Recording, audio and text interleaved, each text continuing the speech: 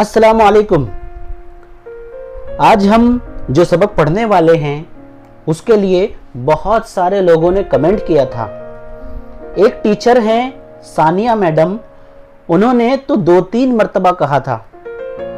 Madam, आपका ये comment देखकर बहुत खुशी होती है। चलिए बढ़ते हैं हमारे आज के सबक की तरफ। बच्चों, अगर आपने छठा सबक जनपद और महाजनपद नहीं देखा है तो अभी देख लीजिए। मैंने उसकी लिंक डिस्क्रिप्शन में दे दी है। हमारा आज का सबक उसी से जुड़ा हुआ है। उस सबक के आखिर में हमने देखा था कि चंद्रगुप्त मौर्य ने नंद राजाओं के खानदान का खात्मा करके मौर्य सल्तनत की बुनियाद डाली थी।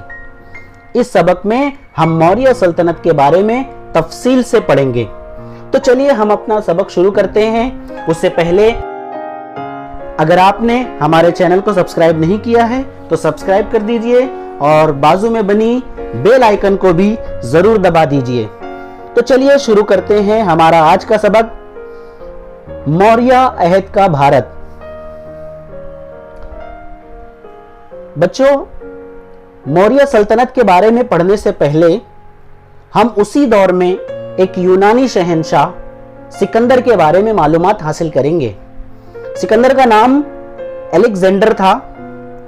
उसे सिकंदर आजम भी कहते हैं, जिसने पूरी दुनिया में कब्जा करने का इरादा किया था और अपने इरादे में काफी हद तक कामयाबी भी हासिल कर ली थी। सिकंदर ने सन 326 कब्ल मसीह को भारत पर हमला किया था। रास्ते में कई राजाओं ने उसका मुकाबला भी किया, लेकिन उसने सबको शिकस्त दे दी। इस दौरान उसके सिपाहियों को बहुत सी परेशानियों का सामना करना पड़ा, जिसकी वजह से उन्होंने सिकंदर के खिलाफ बगावत कर दी।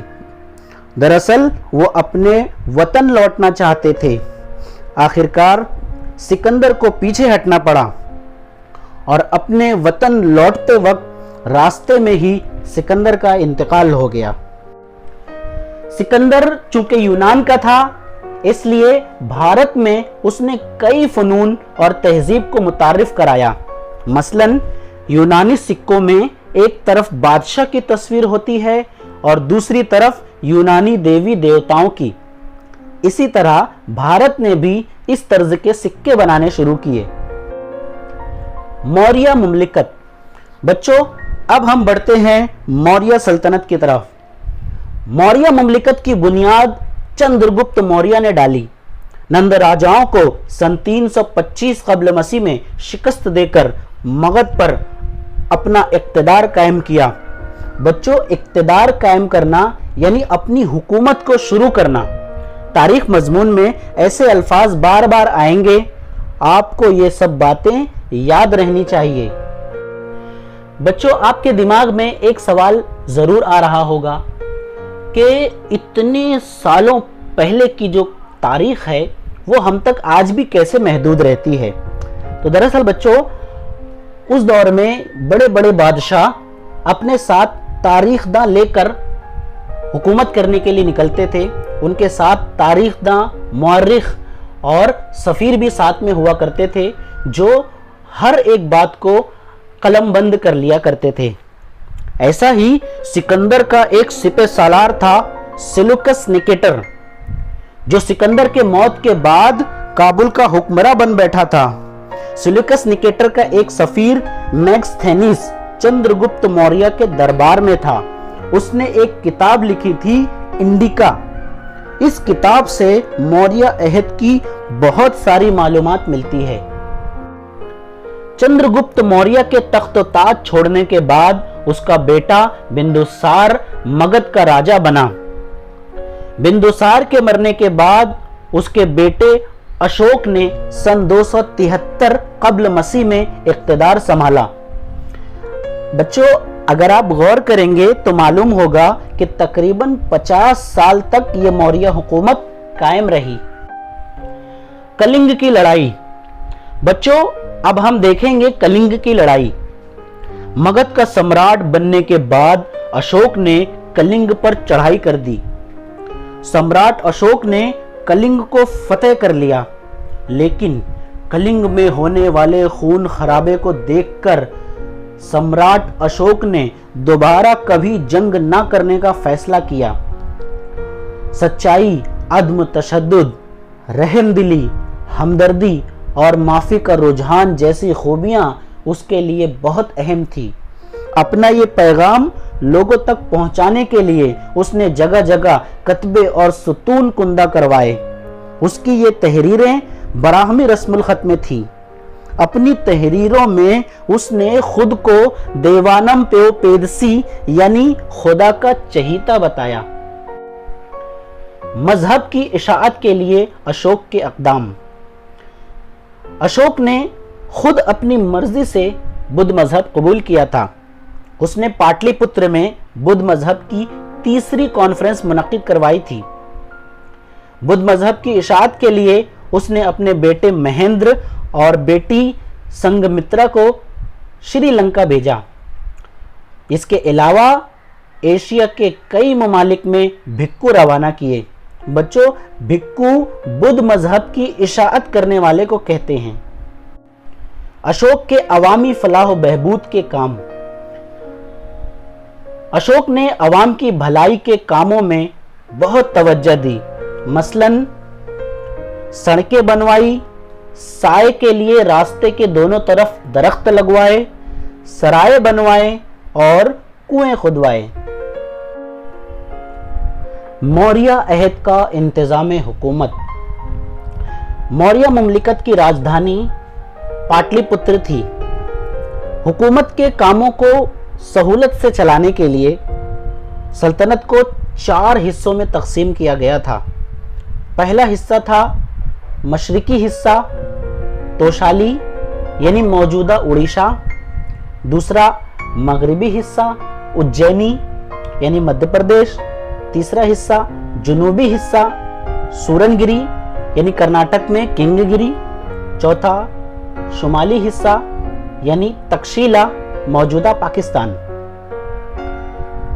हुकूमत के कामों को और राजाओं को मशवरा देने के लिए एक मजलिसे वुज़रा हुआ करती थी और मुख्तलिफ सतहों पर काम करने के लिए अफसरान की मुकम्मल टीम हुआ करती थी और दुश्मनों से हिफाजत के लिए जासूसी मुहकमा भी हुआ करता था। मौर्य अहद की अवामी जिंदगी। बच्चों, मौर्य अहद में ज़रई पैदावार को बड़ी अहमियत हासिल थी।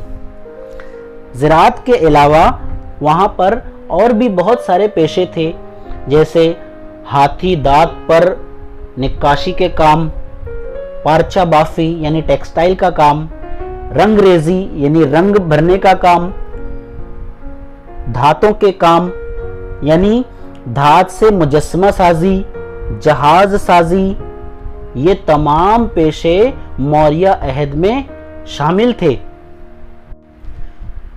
शहरों और देहातों में जश्न और तकरीबात भी मुनक्किद की जाती थी।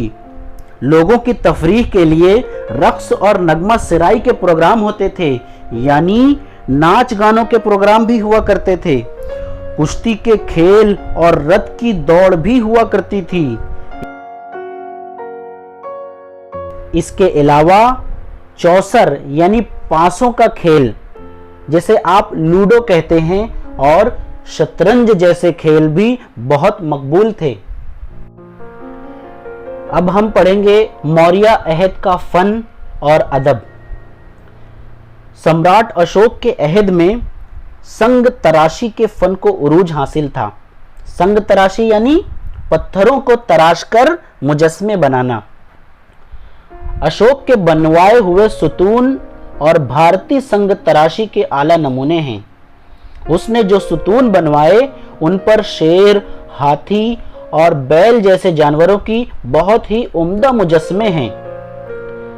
सारनाथ के सुतून पर जो चक्कर है वो भारत के परचम पर भी नजर आता है। उस सुतून पर चारों तरफ शेर हैं। सामने से देखने पर उनमें से सिर्फ 3 ही नजर आते हैं। ये भारत का कौमी निशान यानी शाही मोहर है। उसके ज़माने में खोदी गई बराबर टेकरियों पर जो गुफाएं हैं वो बेहद मशहूर हैं। ये गुफाएं बिहार में हैं। भारत में जो गुफाएं हैं उनमें ये गुफाएं कदीम तरीन हैं। सम्राट अशोक के इंतकाल के बाद मौर्य सल्तनत का जवाल शुरू हो गया। मौर्य अहद के बाद भारत में कई हुकूमतें वजूद में आईं। इनमें से कुछ उभरी भी, लेकिन मौर्य मुमलिकत कदीम भारत की सबसे बड़ी मुमलिकत थी। मौर्य हुकूमत के बाद भारत पर जो छोटी छोटी मुमलिकतें या सल्तनतें आईं उनके बारे में हम अगले सबक में पढ़ेंगे इंशाअल्लाह। आज के लिए इतना ही काफ़ी। वीडियो पसंद आया हो तो शेयर कर दीजिए, और अगर आपको कुछ कहना है तो मुझे कमेंट भी कर सकते हैं। इंशाअल्लाह मैं आपको आपके कमेंट का जवाब ज़रूर दूंगा। मिलते हैं अपने अगले वीडियो में। अस्सलामु अलैकुम।